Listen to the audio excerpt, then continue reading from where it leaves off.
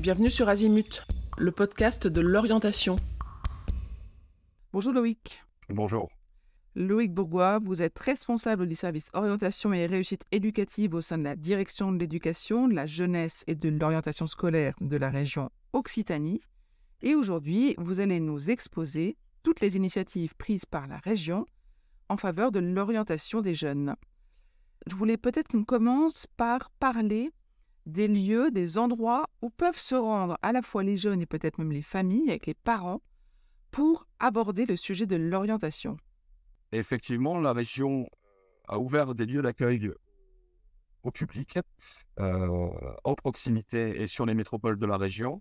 Trois maisons de l'orientation proposent des ateliers et des séquences en direction des scolaires et des adultes.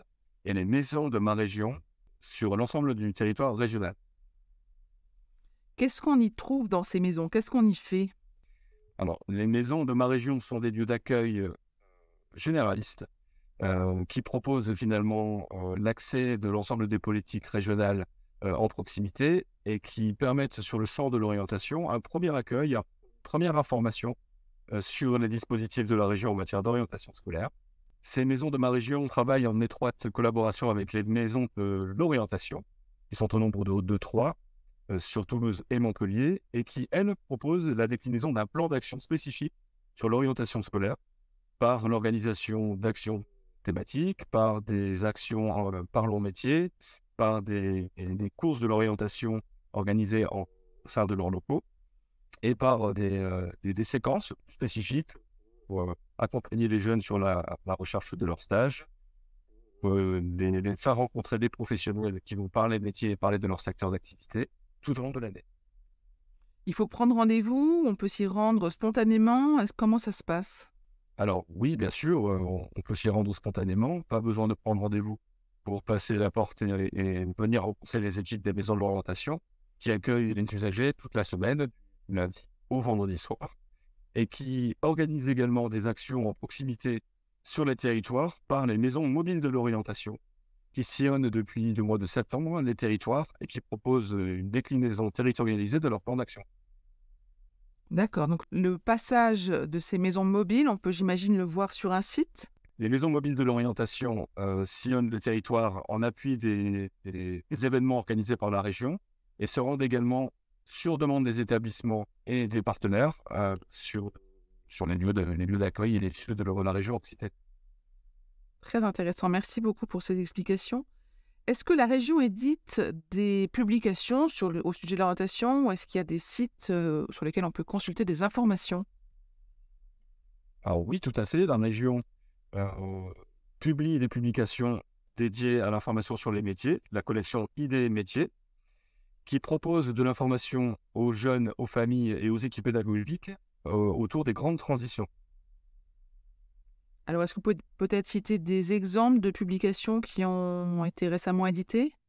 Oui, par exemple, nous pourrions citer la transition du numérique, la transition alimentaire et agroalimentaire, qui explique par exemple le potentiel des métiers et de ces secteurs d'activité aux jeunes, aux familles et aux équipes pédagogiques.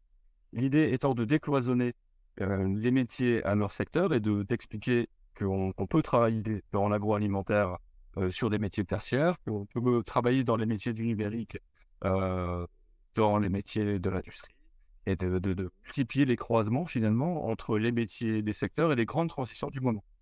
Est-ce que vous avez parlé de la plateforme sur laquelle on peut retrouver ces informations également? Alors, l'ensemble de cette collection est à la fois distribuée dans les établissements scolaires en version papier, mais elles sont bien évidemment accessibles en ligne sur notre plateforme Me Former en région, qui fait office de hub et de lieu de ressources numériques unique sur lequel l'ensemble des usagers peuvent retrouver les supports d'information et les éléments liés à la construction du parcours d'orientation en ligne. On mettra dans les notes de cet épisode le lien qui est meformerenregion au singulier.fr. Tout à fait.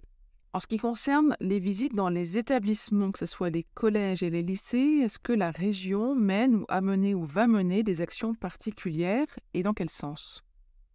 Alors oui, la région organise des actions d'information sur les métiers en établissement par un appel à projet que la région relance chaque année. Des porteurs de projets sont retenus par la région pour organiser des actions d'information sur les métiers, sur les secteurs et sur les formations directement en établissement scolaire. Ces actions sont organisées en lien étroit avec la région académique, puisque nous sélectionnons et nous retenons ensemble les porteurs de projets, qui vont ensuite aller à la rencontre des collèges et des lycées pour organiser ces séquences tout au long de l'année scolaire.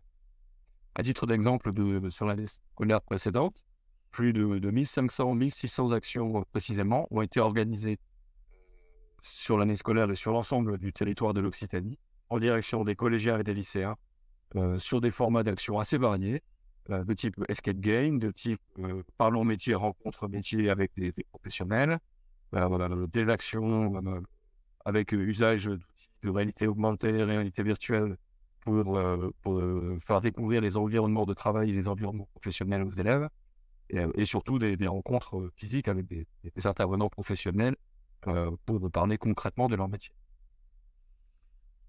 Merci pour ces explications. Est-ce que vous menez également, de par la région Occitanie, des actions événementielles au sujet de l'orientation ? Alors oui, nous allons commencer l'organisation de séquences événementielles. La région va expérimenter les 13 et 14 décembre prochains à Saint-Gaudens un événement idées métiers finalement, qui décline la collection en magazine publication de la région et qui proposera aux élèves de Saint-Gaudens et alentours un format de rencontre dédié à l'orientation scolaire, axé sur la rencontre de jeunes à jeunes, pour que les élèves de 4e, 3e et seconde puissent alimenter leur réflexion sur l'orientation et rencontrer des acteurs professionnels et des secteurs pour commencer la construction de leur projet d'orientation. C'est un format expérimental que l'on souhaite tester en première intention avant de peut-être déployer le format plus largement sur la région Occitanie, mais qui vise vraiment à proposer une rencontre différente d'un salon de l'orientation classique et proposer un maximum de démonstrations métiers, de rencontres de jeunes et jeunes, de présentation de rôles modèles qui peuvent donner envie et donner des idées nouvelles aux élèves sur leur orientation, de leur proposer un espace dédié à je m'informe et je découvre de nouveaux secteurs et de nouveaux sujets pour finalement planter les premières graines de leur curiosité. Est-ce qu'il y a d'autres actions dont on n'a pas parlé que mène la région en faveur de l'orientation ? Alors oui, nous pourrions parler également des WorldSkills, qui sont une manifestation un peu emblématique organisée en région Occitanie, qui sont organisées chaque année dans les établissements dans le cadre des sélections régionales et qui, à terme, pourraient rejoindre l'événement dont je viens de parler précédemment, Idées Métiers, et peut-être à terme se voir un peu fusionner pour organiser des séquences de sélection avec des démonstrations métiers organisés dans le cadre des WorldSkills et ces rencontres de jeunes à jeunes, de jeunes professionnels et d'outils simulateurs métiers dans le cadre d'un format peut-être harmonisé. Très intéressant. Merci beaucoup d'avoir exposé la diversité, la variété et l'ensemble des actions menées par la région pour favoriser l'orientation scolaire et professionnelle des jeunes. Merci beaucoup. Merci à vous. Je vous retiens quelques instants de plus pour vous remercier de votre écoute fidèle. Les nombreux messages que vous nous envoyez nous touchent beaucoup et nous lisons toujours les avis que vous nous laissez sur Apple Podcast avec émotion.